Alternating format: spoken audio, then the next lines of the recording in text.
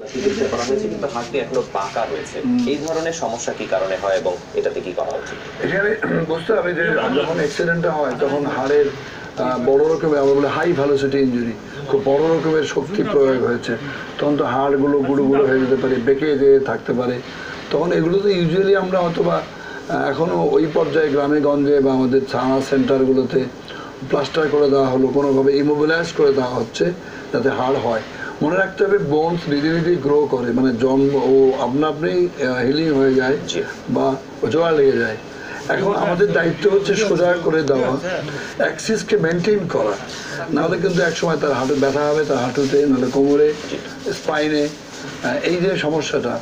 তো কিংবা জয়েন্টের মধ্যে হলে তো অবশ্যই জয়েন্টে তার মুভমেন্ট রেস্ট্রিকশন করে দেবে।